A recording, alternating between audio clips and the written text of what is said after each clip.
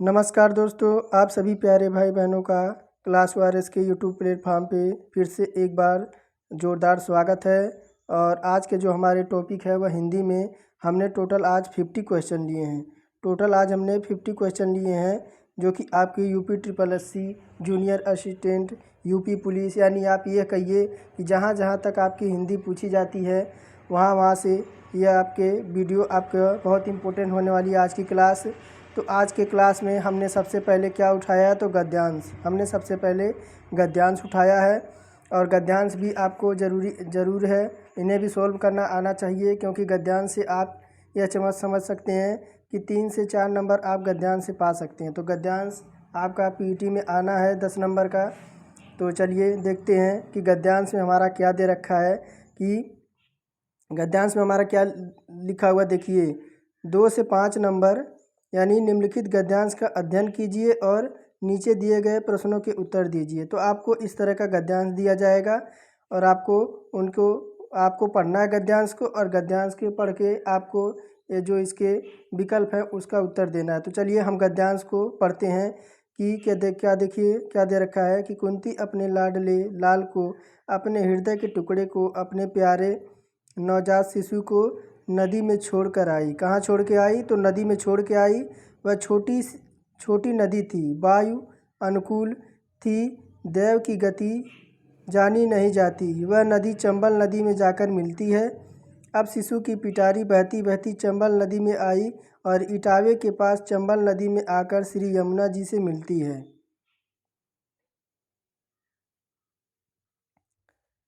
और चंबल के प्रवाह के साथ वह भी यमुना जी में आई और यमुना जी के साथ प्रयाग की ओर बढ़ी। तीर्थराज प्रयाग में जाकर श्री यमुना जी गंगा में मिल जाती है। अतः वह मंजूषा शिशु को लेकर काशी की ओर बहने लगी। उसके साथ ना कोई मल्लाह था, ना पथ प्रदर्शक। भाग्य उसे स्वयं ही बहाकर ले जा रहा था। काशीपुरी, पाटलिपुत्र आदि राज्यों को सीमा को पार करते हुए गंगा जी के प्रवाह के साथ अब वह मंजूषा बिना किसी रुकावट के बढ़ती चली जा रही थी। आगे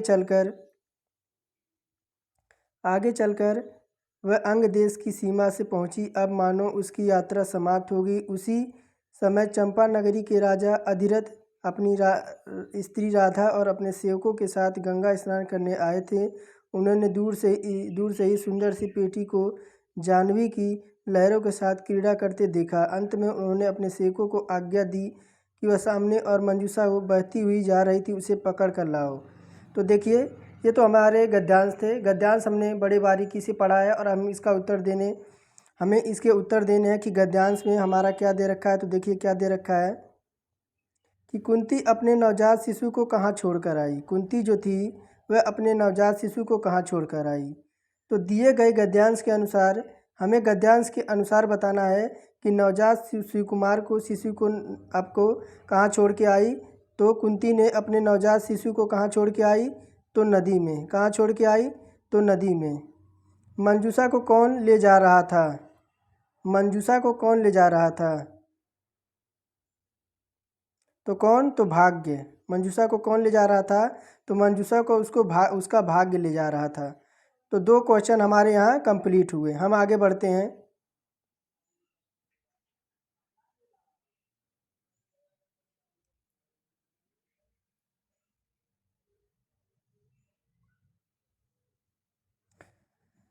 देखिए क्या दे रखा है, राजा अधिरथ ने सेवकों को क्या आज्ञा दी थी।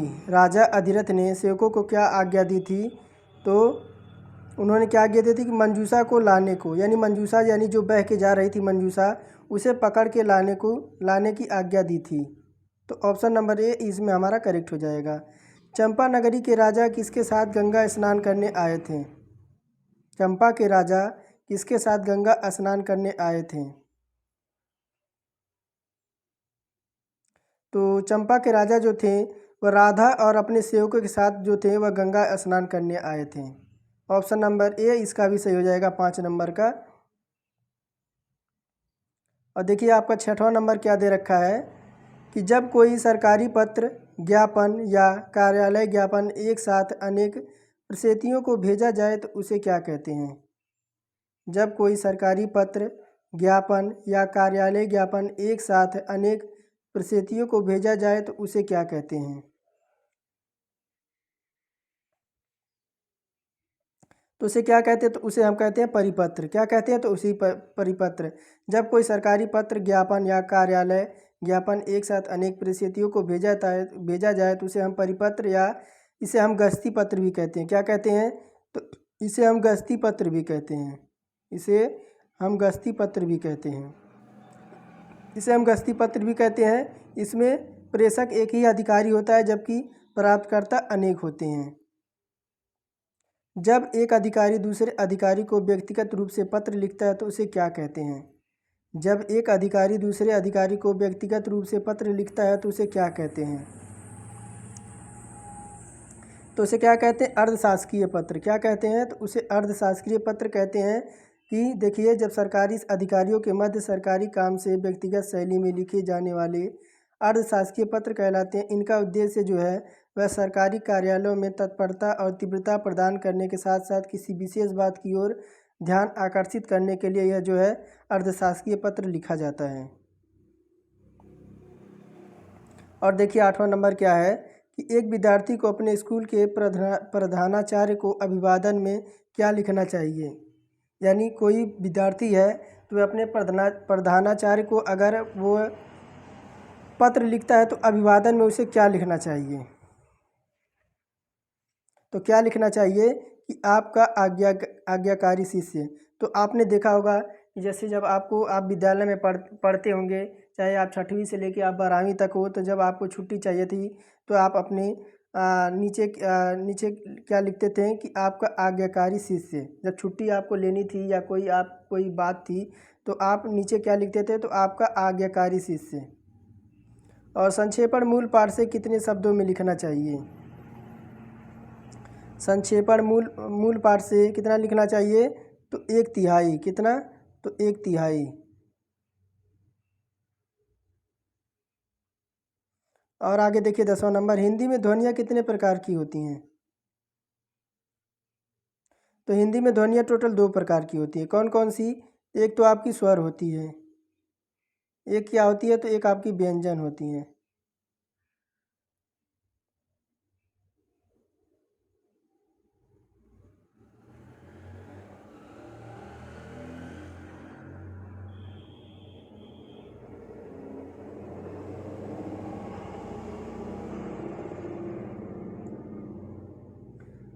और देखिए क्या दे रखा है कि मात्रा के आधार पर स्वर कितने प्रकार के होते हैं? मात्रा के आधार पर स्वर कितने प्रकार के होते हैं? तो कितने प्रकार के होते हैं? मात्रा के आधार पर स्वर जो होते हैं वो आपके 2 प्रकार के होते हैं। कौन कौन से होते हैं? एक तो आपका ह्रस्व स्वर होता है, ह्रस्व स्वर। ह्रस्व स्वर में क्या होते हैं? तो आपका छोटा अ, छोटा ई, छोटा ऊ और आपका क्या होता है? तो ऋषि। ह्रस्व स्वर में ये होते हैं। तो ह्रस्व स्वर 2 प्रकार का, एक तो आपका क्या होता है? तो आपका दूसरा क्या होता है? तो दूसरा आपका दीर्घ होता है। क्या होता है? तो दीर्घ होता है।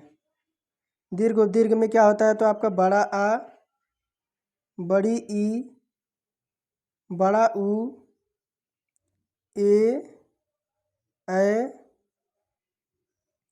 और औ ये हमारे दीर्घ स्वर में होते हैं। और जीवा के आधार पर स्वर कितने प्रकार के होते हैं? जीवा के आधार पर स्वर कितने प्रकार के होते हैं?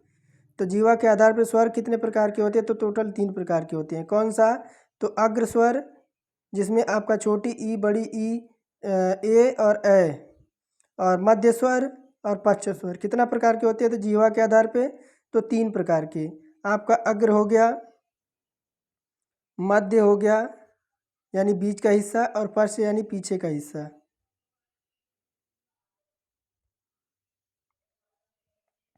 तेरह नंबर देखिए, निम्न में से कौन सा शब्द आपका पुल्लिंग है?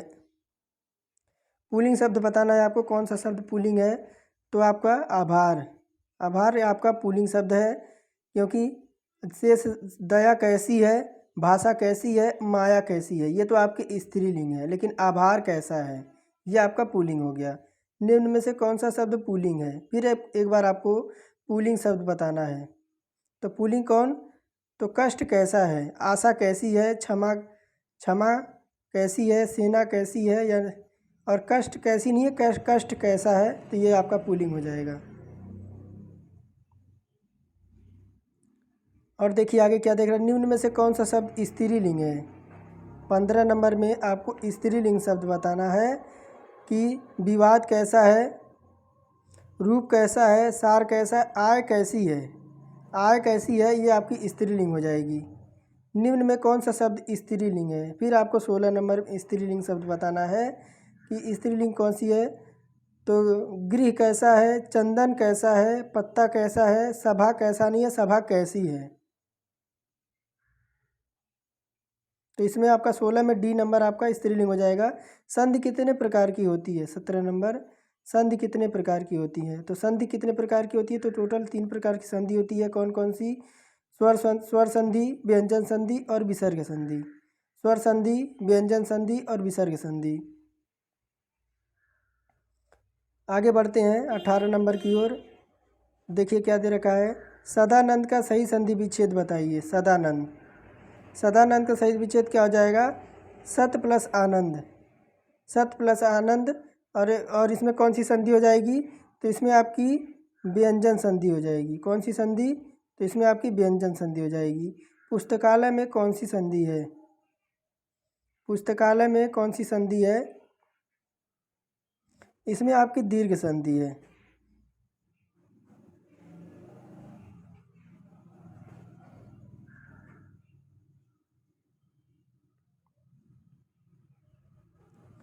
और देखिए 20 नंबर आपका क्या दे रखा है, अभी प्लस उदय का सही संधि विच्छेद होगा।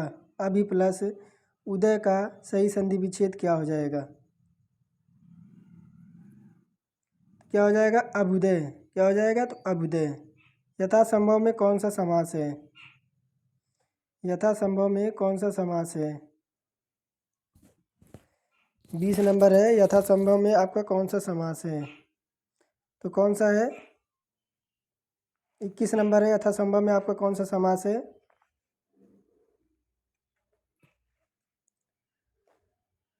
तो अव्युभाव।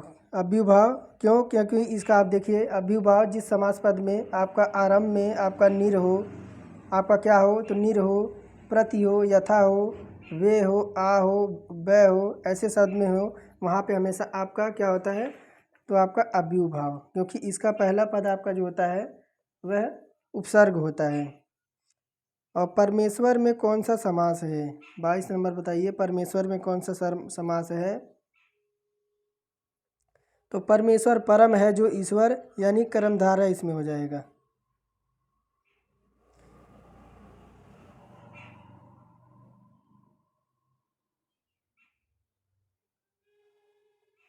तेईस नंबर देखिए कि अध्यक्ष में कौन सा उपसर्ग है। अध्यक्ष, अध्यक्ष में आपका कौन सा उपसर्ग है।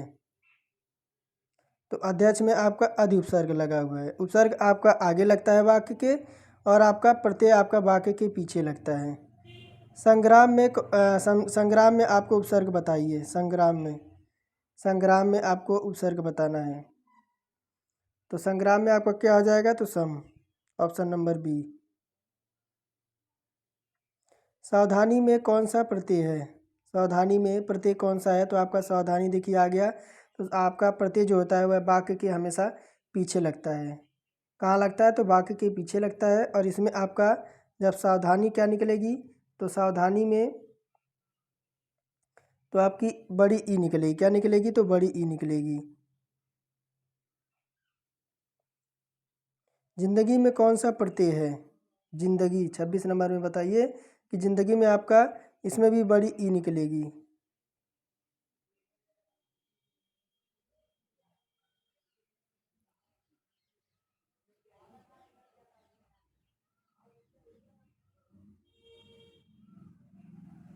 देखिए निम्न में से कौन सा शब्द तत्सम है। आपको तत्सम शब्द बताना है। निम्न में कौन सा शब्द तत्सम है। तो देखिए आपका प्रिय क्या है, तो प्रिय आपका तत्सम शब्द है। निम्न में कौन सा शब्द तत्सम नहीं है, तो चार। चार क्या है, तो चार आपका तत्सम नहीं है। और वचन का क्या हो जाता है, तो वचन क्या होता है, तो वचन। इसका तद्भव आपका वचन हो जाता है। तिक्त का आपका क्या होता है, तो तीता। क्या होता है, तो तीता, तीता हो गया। सलाका का क्या हो जाता है, तो सलाई।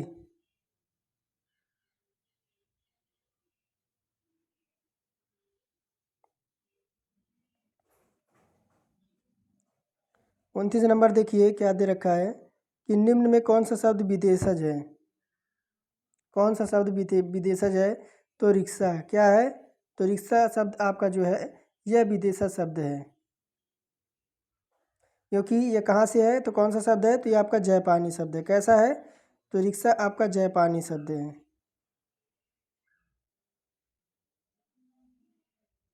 और देखिए जूता, तेंदुआ। जूता, तेंदुआ ये क्या है, तो ये आपके देशज शब्द हैं। जूता और तेंदुआ ये आपके देशज शब्द हैं। और नाव क्या है, नाव। नाव क्या है, तो ये आपका तत्सम शब्द है। इसका तद्भव क्या होता है, तो इसका तद्भव आपका नया होता है। नौ क्या है, तो नौ आपका तत्सम शब्द है, इसका तद्भव नया होता है। गाय कौन सी संज्ञा है,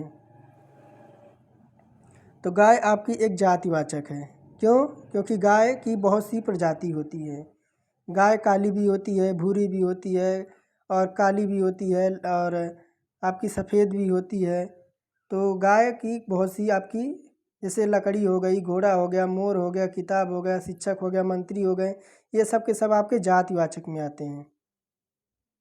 31 नंबर की ओर बढ़ते हैं कि निम्न में से कौन सी भाववाचक संज्ञा है, तो क्या है, तो बीमारी। बीमारी क्या है, अगर कोई बीमारी से ग्रस्त है तो उसको बुखार आ रहा है, तो क्या है, तो उसके भाव को दर्शा रहा है। क्या है, तो उसके भाव को दर्शा रहा है कि वह बीमार है। जैसे आपका क्या है, तो मनुष्यता, सजावट, सरलता, गरीबी और गरिमा, ये सब का क्या है, तो आपके भाववाचक हैं। हिंदी में कुल कितने सर्वनाम हैं, हिंदी में टोटल आपके कितने सर्वनाम हैं, 32 नंबर में बताइए। तो आपके टोटल 11 सर्वनाम हैं। ओके, कौन कौन से हैं, तो आपके देखिए, जो, सो, मैं, तू, आप, यह, वह, क्या, कौन, कुछ, कोई, यह टोटल आपके 11 प्रकार के आपके हिंदी में सर्वनाम हैं। और देखिए क्या दे रखा 33 नंबर में, सर्वनाम के कुल कितने भेद होते हैं। सर्वनाम के टोटल कितने भेद होते हैं, तो टोटल आपके 6 भेद होते हैं। सर्वनाम के टोटल 6 भेद होते हैं। कौन से, तो पुरुषवाचक, निश्चयवाचक, निजवाचक, संबंधवाचक, अनिश्चयवाचक और प्रश्नवाचक, ये टोटल 6 प्रकार के आपके सर्वनाम होते हैं। पर्वतीय कौन सा विशेषण है, तो पर्वतीय आपका गुणवाचक विशेषण है। कौन सा है, तो पर्वतीय आपका गुणवाचक विशेषण है। विशेषण के जिस रूप में किसी संज्ञा या सर्वनाम के गुण, दोष या रूप, आकार का संबंध आदि को दर्शाया जाए, वहाँ पे हमेशा आपका गुणवाचक विशेषण होता है। निम्न में से कौन सा शब्द आपका विशेषण है, 35 नंबर में, तो क्या, चमकीला। चमकीला शब्द आपका क्या है, तो ये आपका विशेषण है, क्योंकि जैसे आगरा, संज्ञा, कुछ अवयव लिखना, क्रिया है, ये सब आपके जो हैं चमकीले हैं। ये आगरा हो गया है आपका, और आपका लिखना हो गया, ये सब क्या है, तो ये आपके अवयव हैं, अव्यय और क्रिया हैं। बाकी आपका चमकीला क्या है, तो विशेषण है।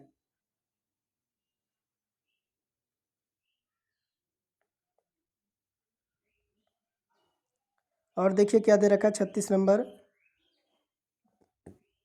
जो शब्द संज्ञा की जो शब्द संज्ञा की विशेषता बताते हैं उन्हें क्या कहते हैं। जो शब्द संज्ञा की विशेषता बताते हैं उन्हें क्या कहते हैं, तो उन्हें हम विशेषण कहते हैं। क्या कहते हैं, तो जो शब्द संज्ञा या सर्वनाम की विशेषता बताते हैं उसे हम विशेषण कहते हैं। यह विशेषता आपकी संज्ञा के आकार, अवस्था, गुण, स्वभाव, स्थिति के आदि को आपके संबंधित होती है। जैसे चार हो गया, सुंदर हो गया, प्यारा हो गया, पुराना हो गया, नया हो गया। राम सो रहा, इस पंक्ति में कौन सी क्रिया है। देखिए राम सो रहा, इस पंक्ति में कौन सी क्रिया है, 37 नंबर में, तो अकर्मक क्रिया है। कैसी क्रिया है, तो राम सो रहा है अकर्मक क्रिया है, क्योंकि जिस क्रिया के द्वारा फल कर्ता पर पड़ता है वह क्रिया अकर्मक क्रिया कहलाती है। और 38 नंबर देखिए क्या दे रखा है कि वह एक सप्ताह बाद आया। इस वाक्य में कौन सा शब्द क्रिया विशेषण है? तो कौन सा है आपका बाद, कि वह एक सप्ताह बाद आया वाक्य में बाद शब्द जो है यह क्रिया विशेषण है। जिस शब्द में क्रिया की विशेषता का ज्ञान होता है उन्हें क्रिया विशेषता कहते हैं। देखिए 39 नंबर क्या कह रहा है कि सेनाएं युद्ध क्षेत्र में आगे बढ़ी। इस वाक्य में संबंध वाचक शब्द बताइए। तो आपका क्या संबंधवाचक हो जाएगा कि आगे, क्या हो जाएगा? तो आगे जिस अवयव में दो पदों को बीच परस्पर संबंध सूचित हो या संबंध बोधक अवयव आए, जैसे आगे पीछे पहले बाद में आदि, ये शब्द जो हैं आपके, ये आपके संबंधवाचक में आते हैं। 40 नंबर देखिए, वह आया और मैं गया। इस वाक्य में समुच्चय बोधक शब्द बताइए। वह आया और मैं गया, इस वाक्य में समुच्चय बोधक शब्द बताइए। तो क्या हो जाएगा आपका? और। क्या हो जाएगा? तो और। तो जो अवयव दो पदों या दो उपवाक्यों को आपस में जोड़ते हैं उन्हें हम समुच्चयवाचक कहते हैं। कि देखिए दो, ये वह आया वह गया, तो कौन जोड़ रहा है? तो और जोड़ रहा है। और हाय अब मैं क्या करूं, इस वाक्य में विस्मयादि बोधक शब्द बताइए। हाय अब मैं क्या करूं, इस वाक्य में विस्मयादि बोधक शब्द बताइए। तो क्या हो जाएगा? हाय। यहाँ देखिए हाय, ये आपका विस्मयादि बोधक शब्द हो जाएगा।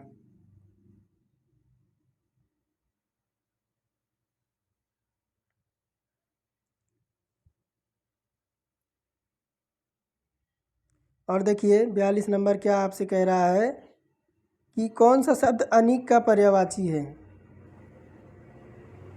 कौन सा शब्द अनिक का पर्यायवाची है? तो कौन सा है? तो सेना। सेना। अनिक एक मूवी भी है साउथ की, ये शायद धनुष जी की है। तो अनिक क्या है? तो अनिक का अर्थ आपका सेना होता है। और कपड़ा का पर्याय बताइए। कपड़ा का पर्याय बताइए 43 नंबर। तो कपड़ा का पर्याय क्या होता है? तो वसन। क्या होता है? तो आपका वसन होता है। क्या हो गया? आपका वस्त्र हो गया, वस्त्र हो गया, पट हो गया, और आपका चीर हो गया, और आपका पहरावा। एक क्या होता है? तो ये आपका एक पहरावा होता है। पहरावा। ये सारे के सारे आपके कपड़ा के पर्यायवाची हैं। और 44 नंबर देखिए, आकाश का विलोम बताइए। आकाश का विलोम आपको बताना है। आकाश का विलोम आपको बताना है। तो आकाश का विलोम क्या होता है? तो पाताल। पृथ्वी का विलोम बताइए। पृथ्वी का, तो पृथ्वी का विलोम क्या होता है? तो आकाश। पृथ्वी का क्या होता है? तो पृथ्वी का विलोम आपका होता है आकाश। 46 नंबर की ओर देखिए क्या दे रखा है कि अभय और उभय दो शब्द युग्मों का सही अर्थ क्या निकलेगा? क्या निकलेगा? एक अभय का अर्थ निर्भय होता है, और उभय आता है जो दोनों में सर्वश्रेष्ठ होता है। एक अभय जो इसका अर्थ होता है निर्भय, और उभय का अर्थ होता है जो दोनों में सर्वश्रेष्ठ होता है, दोनों में समिष्ट होता है। 47 नंबर देखिए, अली और अली शब्द का युग्म का सही अर्थ बताइए। और देखिए क्या हो रहा है आपका, एक अली का अर्थ आपका, छोटे अली का अर्थ होता है भौरा, और बड़ी अली का अर्थ होता है आपका सखी। अंश और अंश का आपका क्या देखिए, अंश और अंश का, इसका क्या हो जाएगा? तो अंश और अंश क्या है? तो आपका अंश, अंश और एक अंश ऐसे होता है। एक अंश आपका ऐसे होता है। इसका अर्थ होता है आपका कंधा और हिस्सा। और क्या होता है? तो दाबना और आंचल का होता है आपका दामन और दमन। और दसन और दर्शन का क्या होता है? तो मुहूर्त और विचार। और देखिए 48 नंबर आपसे क्या कह रहा है कि उपसर्ग वह शब्दांश है जो, उपसर्ग वह शब्दांश है जो क्या होता है? तो उपसर्ग वह शब्दांश है जो किसी शब्द के आगे जुड़ता है। तो उपसर्ग आपका कहाँ जुड़ता है? तो शब्द के आगे जुड़ता है। और प्रत्यय क्या होता है? जो वाक्य के पीछे जुड़ता है। कौन सा शब्द आपका शुद्ध है? तो देखिए 46 आपका कैसे लिखा जाएगा शुद्ध वाक्य में। आपको देखिए 46 आपका कैसा लिखा जाएगा। तो आपका 46 जो है ऑप्शन नंबर ए आपका 46 देखिए ऐसा लिखा जाएगा। और 50 नंबर आज का लास्ट क्वेश्चन है। तो देखिए क्या दे रखा है कि निम्न में आपका शुद्ध वाक्य बताना है। तो क्या हो जाएगा, तो उलझन आपको बताना है कि कैसे निम्न शुद्ध वाक्य क्या हो जाएगा। तो उज्ज्वलन क्या है, तो उज्ज्वलन ये आपका शुद्ध वाक्य हो जाएगा, उज्ज्वलन। तो ये थे हमारे टॉप 50 क्वेश्चन। कितने थे, तो हमने टॉप 50 क्वेश्चन लिए थे। इसमें आपके टोटल इस टॉपिक में आपके टोटल 120 क्वेश्चन है। कितने हैं, तो 120 क्वेश्चन है, जिसमें आज हमने 50 आपसे करा दिया है और कल हम इसका सेकेंड पार्ट लेके आपके सामने आएंगे। और यह जो मॉडल पेपर है आपका बहुत बड़ा है। इसमें आपके ये हो सकता है कि इसमें आपको 100 क्वेश्चन मिले, 100 या 120 क्वेश्चन होंगे इस मॉडल पेपर में।